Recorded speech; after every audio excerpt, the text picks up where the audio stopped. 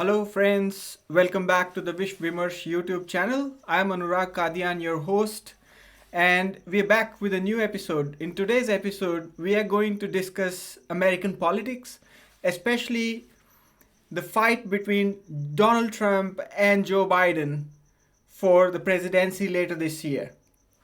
So I have made some notes here, friends. So in today's video, instead of sharing any content from the internet, I'm just going to refer to my notes and make you aware of a few factors.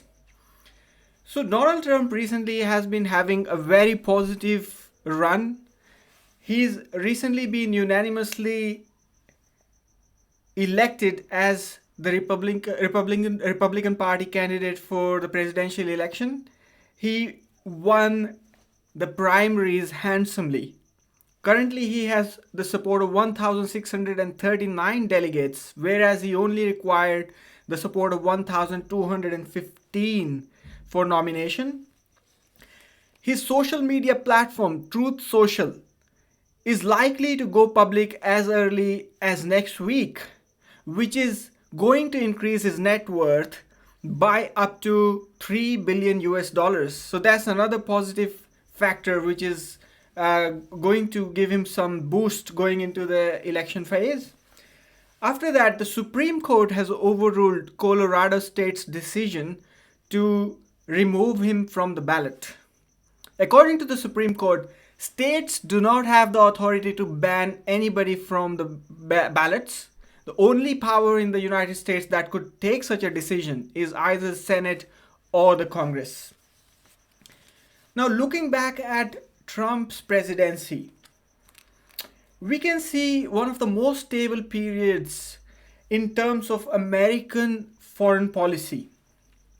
His term was one of the very few American presidencies when we did not see major American aggressive foreign policy interventions.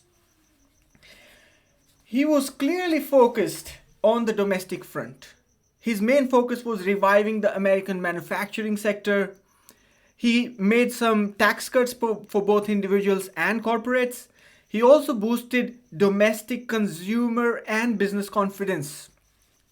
In 2019, just before the pandemic hit, Trump had the largest number of Americans in non-farm payroll jobs at 150 million plus.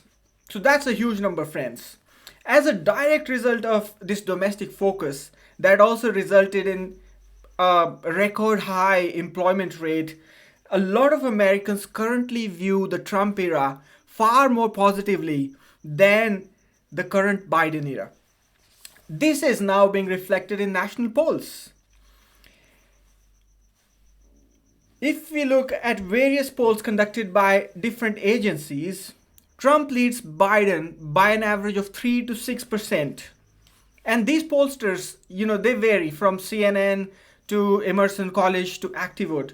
So on an average, we see Trump having a very clear advantage of 3 to 6%. At about the same juncture in 2020, if we think about early 2020, before the election in November, Biden held a very narrow lead. But in 2024, not only is Trump the clear favorite as of now, he also leads in several key battleground states, such as Arizona, Georgia, and Nevada, that had gone to Biden in 2020. A historically high proportion of Black Americans say they're likely to vote Republican this time. This is a major shift, friends. Like, on an average, we find up to 2/3 or a greater proportion of Black voters opting for Democrat candidates in most American presidential elections. But this time, up to 25% of Black Americans say, or even a higher proportion in some states, say that they're going to vote Trump because they very fondly remember the record high employment rate enjoyed by their community during the Trump years. So, all in all, the public sentiment paints a very grim picture for the incumbent. In my view, Trump would have easily won his 2020 re-election had it not been for COVID-19, which the Democrats had used handsomely to attack him at that point of time.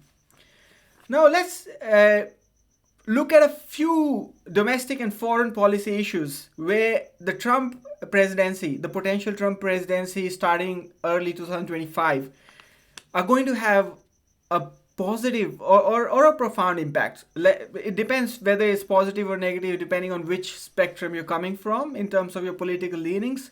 But they're going to have a very major impact. It's going to be a marked departure from Biden's line on the same issues. So, first, we'll discuss China. We know now that Trump's allegations from the 2020 debates about Hunter Biden receiving lots of payments from Chinese and Ukrainian sources are actually validated. This has been discussed on national TV in the United States. So that leads to very soft policy of the Biden administration towards China. When Trump takes over, we can expect a more confrontational approach with respect to China, emphasizing trade restrictions and also holding China accountable for the trade imbalance. We know very well that China usually is a net exporter by a massive margin.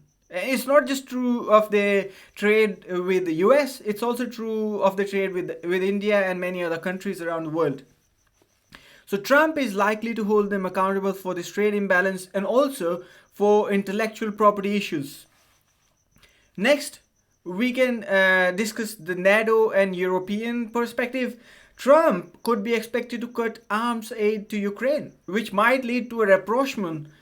We know, like currently, America is the sole power, together with its NATO allies such as France, that are continuously supplying Ukraine with weapons.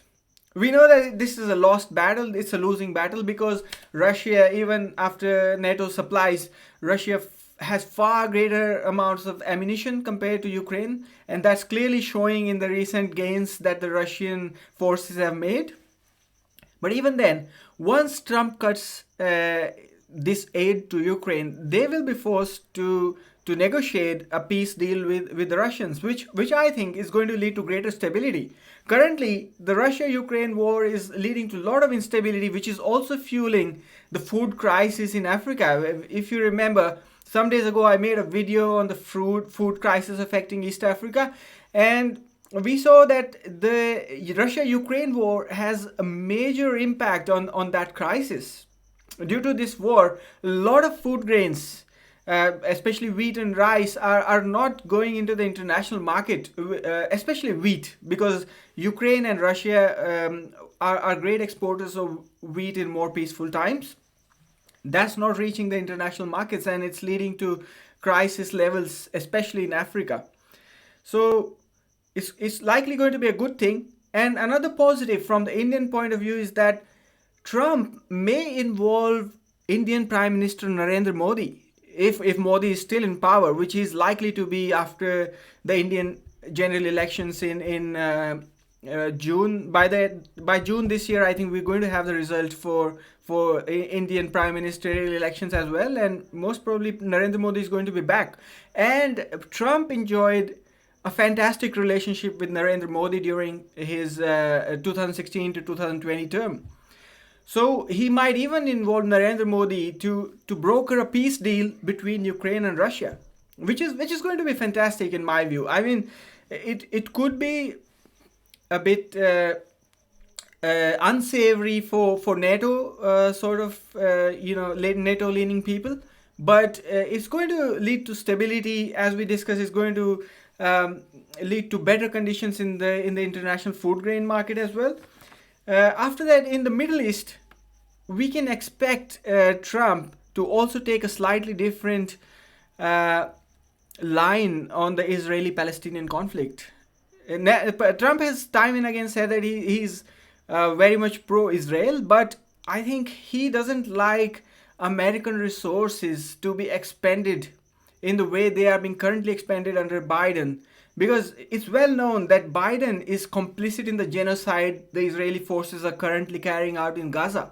He is continuously supplying them with a lot of arms and ammunition, which I think Trump may take a position to say he is not going to take this extreme amount of strain on American resources, which might then force Israel to take a more conciliatory note, and again that would lead to stability in the Middle East. So again we see that Trump's presidency could have a positive impact on this theater. After that, we can talk about some economic policies on the domestic front. Trump is very much likely to again come up with more possible tax cuts for the corporates as well as the general population, and he may also have policies that favor local manufacturing in the United States, as well as he may also have policies to favor the energy industry. Like we saw a lot of fracking, shale oil sort of industry booming during the Trump era. That might happen once again, leading to lower price of petrol. Again, it is going to be great for the American economy, American job creation, and in turn, that's likely to fuel international economic resurgence. Stock markets around the world may boom again, and we likely to enter a very good economic phase under the new Trump presidency. So in conclusion, we think Trump has a great chance to make a comeback to the White House this year. He could be expected to end the Ukraine war, and he may even be able to convince the Israeli establishment to stop ravaging Palestinians, because as we discussed, he doesn't like to strain American resources. He has a more domestic focus. He likes the American economy to be more vibrant. He likes to create more jobs rather than expend resources and waste them in wars around the world. Like we saw this in his first term very clearly. He did not start any new wars. He in fact tried to withdraw American troops from various theaters. So that might happen, which could be a very positive development. So in the end, I would like to say that the next Trump presidency hopefully is going to be quite beneficial for the stock market and the economy, as well as for world peace. So with that, I would like to end today's episode. If you have some opinion on this matter, please leave it in the comments. If you like the content we provided to you, then please hit the like button as well as subscribe to this channel. Thank you, friends. Hope to see you again very soon.